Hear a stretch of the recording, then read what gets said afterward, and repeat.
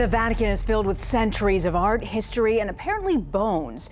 That revelation came during a search for a missing 15-year-old girl who vanished decades ago. This potentially damaging new information is coming from lawyers for 5 victims of an alleged pedophile priest in Wisconsin. Vatican City, the smallest independent state in the world, yet wielding immense spiritual and, some argue, temporal power.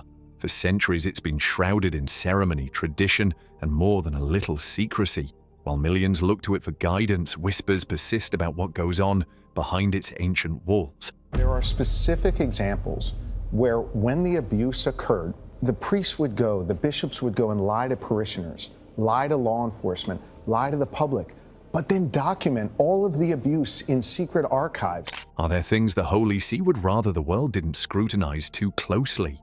Today, we delve into 15 potent areas of controversy and mystery, often kept out of the public eye. These aren't wild conspiracies, but documented events and persistent questions surrounding the heart of the Catholic Church. Let's begin. 1. The Vatican Bank's shadowy deals. First up, let's talk money. Officially known as the Institute for the Works of Religion, or IOR, the Vatican Bank isn't your typical high street bank. Its stated mission is to manage funds for religious orders and Catholic charities. Yet its history is tangled with scandals that sound ripped from a thriller novel. Remember Archbishop Paul Marcinkus, the bank's head in the 70s and 80s? He was implicated, though never formally charged, in Italy due to Vatican immunity in the collapse of Banco Ambrosiano, one of Italy's largest private banks. This collapse involved fraudulent bankruptcy, vast sums of missing money, and the suspicious death of Ambrosiano's chairman, Roberto Calvi, found hanging under Blackfriars Bridge in London, a case some dubbed God's Banker. Allegations swirled about money laundering, connections to organized crime like the Sicilian Mafia, and even links to the shadowy P2 Masonic Lodge. While reforms have been attempted in recent decades to increase transparency, questions about the IOR's past dealings and the true extent of its activities continue to linger, casting a long shadow. But financial entanglements are just one layer. What about the secrets locked away not in vaults but in archives? That brings us to our next point. 2. Inside the secret archives. The name itself sparks imagination. The Vatican Secret Archives.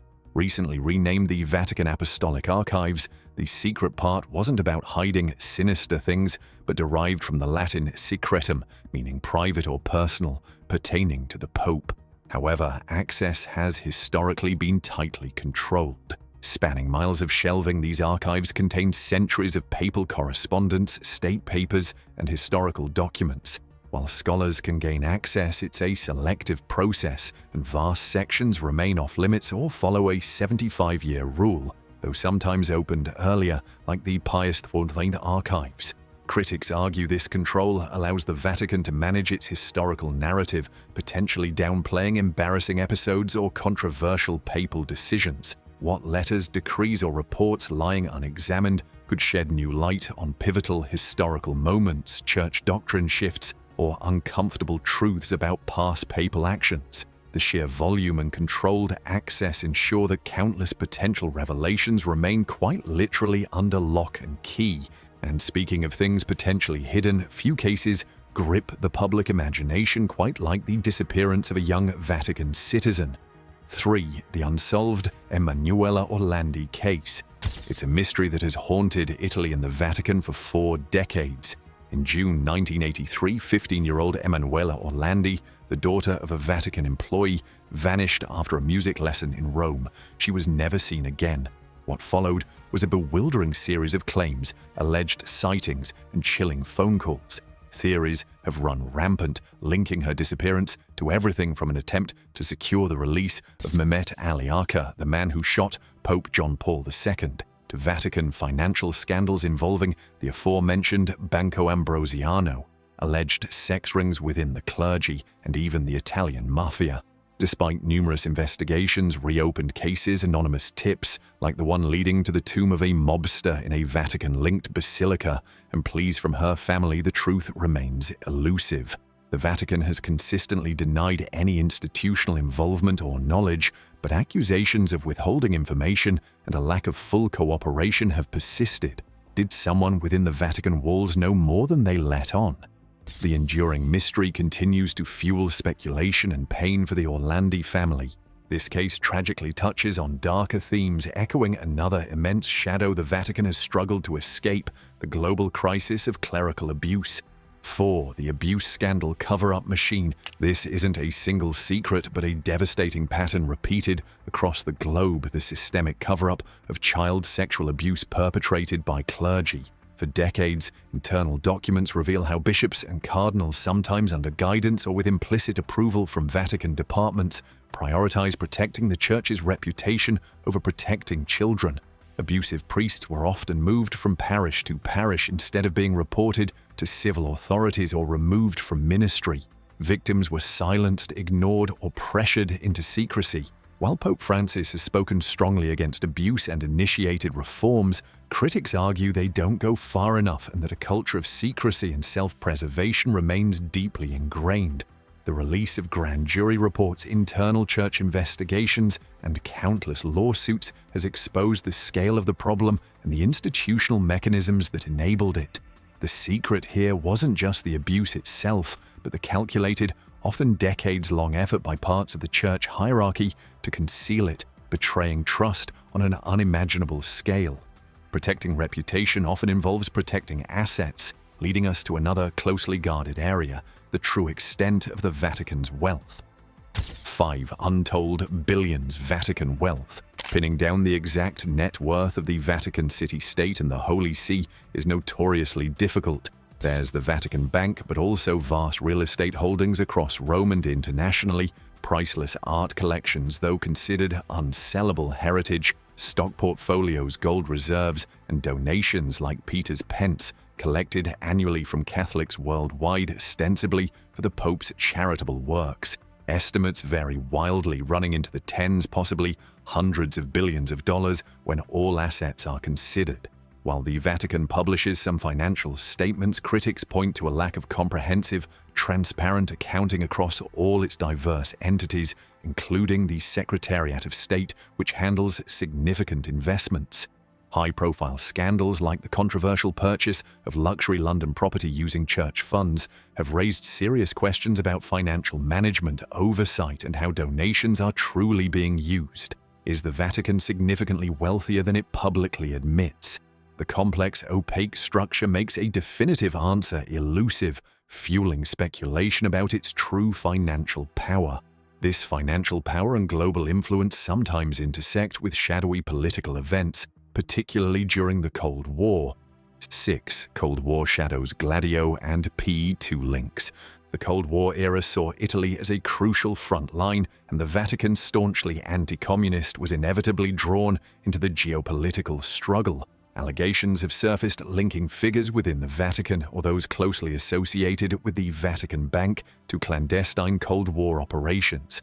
One name that frequently comes up is Licio Gelli's propaganda due P2 Masonic Lodge, a secretive right-wing organization implicated in numerous Italian scandals, including terrorism and corruption, aiming to influence Italian politics. Figures connected to the Vatican Bank scandal, like Roberto Calvi and Umberto Ortolani, were P2 members. Furthermore, tenuous but persistent questions have been raised about potential Vatican awareness of or indirect links to Operation Gladio, a NATO-backed network of stay-behind anti-communist paramilitary groups across Europe, some of which were later linked to right-wing terrorism in Italy. The strategy of tension. While direct Vatican command of such operations is unproven and highly debated, the murky connections of individuals operating within its financial orbit to these shadowy networks remain a sensitive and largely unexplored part of its Cold War history. Even within the Vatican's own security forces, secrecy and tragedy have sometimes occurred. 7. The Swiss Guard's hidden incidents. The Pontifical Swiss Guard, with their colorful Renaissance-era uniforms, are a familiar symbol of the Vatican. Tasked with protecting the Pope and the Apostolic Palace, they project an image of discipline and tradition. However, their history isn't entirely unblemished. The most shocking incident occurred in 1998. The new commander of the Guard, Alois Esterman, and his wife, Gladys Meza Romero, were found shot dead in their apartment. Also dead from a gunshot wound was a young Vice Corporal Cedric Tourney. The official Vatican explanation delivered swiftly was that Tourney, disgruntled over being passed over for a decoration, murdered the Estamans and then killed himself. However, this official narrative was immediately questioned. Rumors circulated about possible internal disputes, alleged homosexual relationships, espionage. Esteman was rumored to have links to the East German Stasi, or external involvement. Requests for further investigation or access to evidence by outside parties were largely denied. While the Vatican holds to its version, the lingering questions surrounding the Esteman murders represent a moment where the Vatican's internal affairs became tragically and perhaps incompletely public. Secrets aren't always about actions or finances. Sometimes they concern prophecies and their interpretation. 8. Fatima's controversial third secret. In 1917, 3 shepherd children in Fatima, Portugal, claimed to have received apparitions and prophecies from the Virgin Mary. 2 parts of the secret were revealed relatively early, describing a vision of hell and predicting World War II. The third secret, however, was written down by Sister Lucia, the surviving visionary, and kept under seal at the Vatican for decades, only to be revealed in the year 2000. The official text described a bishop dressed in white, interpreted as the Pope, struggling through a ruined city, praying for corpses, and ultimately being killed by soldiers. The Vatican's official interpretation linked this vision primarily to the 1981 assassination attempt on Pope John Paul II. However, this interpretation hasn't satisfied everyone. Some Fatimaists believe the true third secret hasn't been fully revealed, pointing to discrepancies in descriptions or arguing the released text doesn't match the gravity hinted at by those who supposedly read it earlier. They speculate it might contain warnings about apostasy within the Church itself or other catastrophic future events. Did the Vatican release the entire secret, or was it edited or interpreted selectively to manage its impact? From prophecies to battling demonic forces, the Vatican's stance on exorcism is another area often shrouded in mystery. 9. The reality of Vatican exorcisms. Exorcism, the practice of expelling demons or evil spirits from a person or place, remains an official, albeit cautiously employed rite within the Catholic Church. While Hollywood often portrays it with spinning heads and pea soup, thanks to The Exorcist, the reality is governed by specific church protocols. The Vatican officially recognizes the role of exorcist, typically appointing priests after careful psychological and medical evaluations of the person seeking help have ruled out mental or physical illness. Father Gabriele Amorth, the Vatican's former chief exorcist until his death in 2016, claimed to have performed tens of thousands of exorcisms and spoke openly about battling Satan.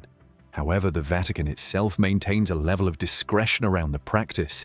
The exact number of official exorcists worldwide, the frequency of rites performed, and the specific criteria used for deeming an exorcism necessary are not widely publicized. This discretion, combined with the inherently supernatural claims, fuels public fascination and skepticism. Is it a genuine spiritual battle, a response to profound psychological distress, or a relic of a bygone era the Church is hesitant to fully spotlight?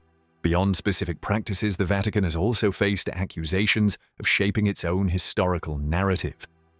10. Rewriting history, past controversies.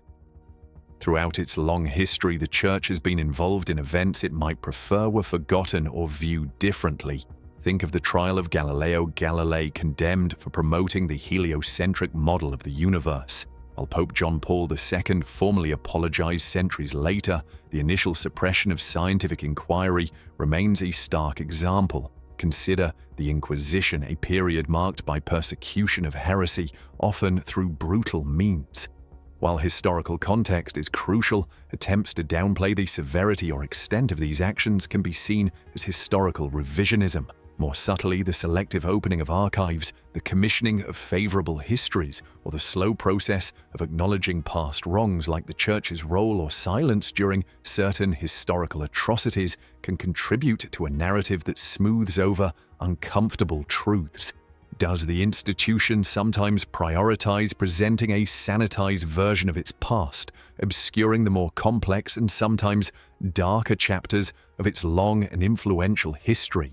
Critics argue yes, suggesting a pattern of managing historical perception.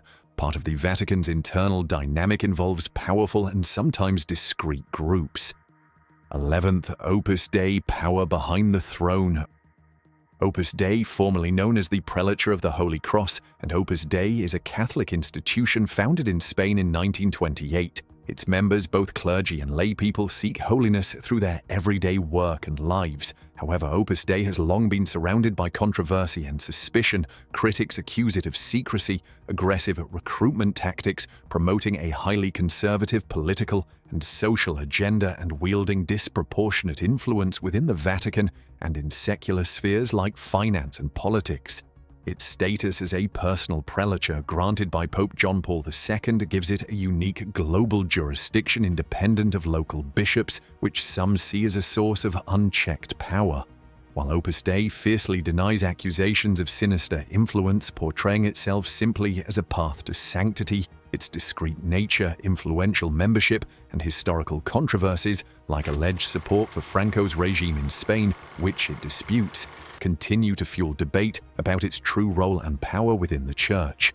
Is it simply a devoted organization or a powerful force operating behind the scenes? Such influence raises questions about how the Vatican gathers information on a global scale. 12th, Vatican spies Holy See intelligence. Does the Vatican have its own intelligence agency akin to the CIA or MI6? Officially, no. The Holy See conducts diplomacy through its Secretariat of State and its network of papal nuncios, ambassadors worldwide. These diplomats gather information through traditional diplomatic channels, reporting back on political, social, and religious situations globally. However, given the Vatican's unique position, historical involvement in global affairs, especially during the Cold War, and need to protect its interests and personnel, speculation about more covert intelligence gathering persists. Some point to historical entities or suggest that information gleaned through the vast network of clergy and Catholic organizations worldwide provides a form of passive intelligence gathering. While cloak and dagger espionage is likely exaggerated, the Holy See undoubtedly possesses a sophisticated understanding of global events derived from its unique network. The precise methods and extent of its information gathering beyond formal diplomacy remain largely opaque, contributing to the mystique of Vatican intelligence. And where does all the money gathered through various means actually end up? 13. Where does the money go? Financial secrecy. We touched on the Vatican's overall wealth, but a related secret lies in the specific flow of funds. Tracking donations, investment income, and expenditures across the Holy See's complex bureaucracy is challenging. Peter's pence, for instance, is marketed as supporting the Pope's charities, but investigations have revealed significant portions have been used to plug deficits in the Vatican's administrative budget or fund questionable investments, like the London property deal managed by the Secretariat of State. The lack of centralized, fully transparent accounting makes it difficult for outsiders, and sometimes even insiders, to get a clear picture of how money moves within the Vatican.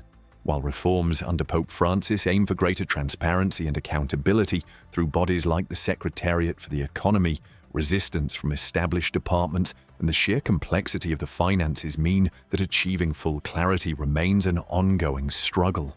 The precise allocation of billions remains one of the Vatican's most guarded operational secrets. Sometimes attempts to keep things secret backfire spectacularly, leading to internal leaks. 14th, Vatileaks internal warfare. The term Vatileaks refers to scandals involving leaked confidential Vatican documents. The first major instance occurred in 2012 when Pope Benedict XVI's own butler, Paolo Gabriele, leaked sensitive letters and memos to journalists. These documents exposed internal power struggles, allegations of corruption, mismanagement, and cronyism within the Vatican Curia, its central administration. They painted a picture not of serene holiness but of bureaucratic infighting and resistance to reform efforts. Gabriele claimed he acted out of concern for the Pope and the Church, hoping to expose corruption. A later Vatican 2.0 in 2015 involved leaks related to financial mismanagement and resistance to Pope Francis's financial reforms. These leaks, originating from within the Vatican itself, offered unprecedented glimpses into the internal politics and dysfunction the institution prefers to keep private, revealing deep divisions and fierce battles for influence behind the supposedly unified facade. Finally, underpinning many of these issues is the unique legal status of Vatican City. 15th Estate above law, Vatican immunity. Vatican City is a sovereign state, and the Holy See, its governing body, enjoys diplomatic recognition worldwide. This sovereignty grants significant legal immunity to both the state and its officials. This has become particularly contentious in relation to the clergy abuse scandals, where victims' groups have struggled to hold high-ranking Vatican officials accountable in foreign courts, often running into diplomatic immunity defenses. Similarly, investigations into the Vatican Bank's past dealings were sometimes hampered by the inability of Italian authorities to compel testimony or seize documents within Vatican territory.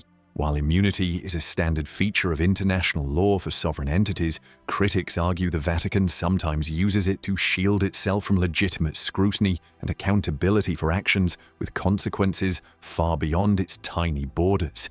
This legal status creates a complex situation where the head of a global religion also leads a state that can, in certain circumstances, operate beyond the reach of other national legal systems.